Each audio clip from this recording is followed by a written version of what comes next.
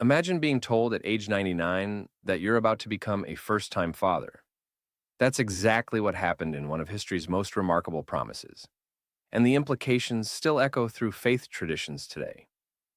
You know what's fascinating about that scenario? The sheer human element of it. Here's this elderly couple, Abraham and Sarah, who had probably long given up hope, and suddenly they're faced with what seems like an impossible promise. Well, the timing really amplifies the drama. God had been completely silent for 13 years after their failed attempt to help fulfill the promise through Hagar.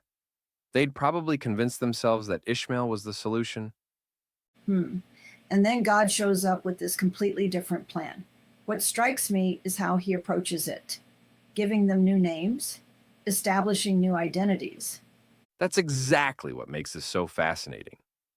Every time someone called out Abraham, meaning father of many nations, it was like walking around with this impossible promise attached to your identity, like wearing a name tag that says future billionaire while your bank account is empty. So, what do you make of their reaction? I mean, they both laughed at the idea, which seems pretty understandable given the circumstances. Well, what's remarkable is how God handles their skepticism. When he introduces himself as El Shaddai, God Almighty, it's like he's saying, before you dismiss this as impossible, let me remind you who you're dealing with. It's this perfect blend of authority and patience. That's such an interesting point about patience. God keeps layering these confirmations instead of just making one announcement and disappearing. Right. And look at how he orchestrates these personal encounters. He doesn't send a messenger. He shows up in person, sits down for a meal, engages in conversation. It's this incredible picture of divine involvement in human lives. You know what really stands out to me?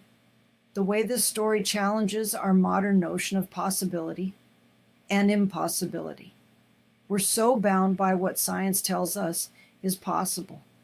That's because we tend to forget that pivotal question God asks Sarah, is anything too hard for the Lord? It's like he's inviting them and us to expand our understanding of what's possible. And this wasn't just about one miraculous birth, was it? This was setting up a pattern that would repeat throughout history. Exactly. You can trace a direct line from this impossible birth to another seemingly impossible birth centuries later, Jesus being born to a virgin. It's like God was establishing his signature move, doing what humans declare impossible. That really connects to how God deals with doubt, too. There's no condemnation when Sarah laughs and then tries to deny it, just gentle correction and continued faithfulness. You know what's particularly relevant for today? The way this story handles waiting. 25 years from promise to fulfillment. In our instant gratification culture, that's almost unimaginable. Well, that's such a crucial point for our time. We want everything immediately, from our Amazon deliveries to our answered prayers.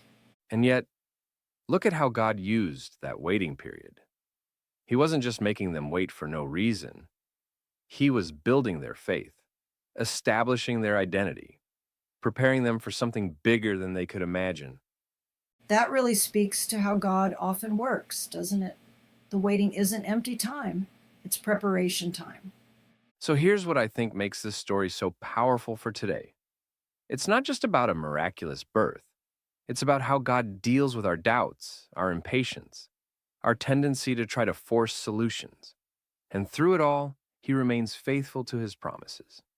That's precisely why this ancient story still resonates.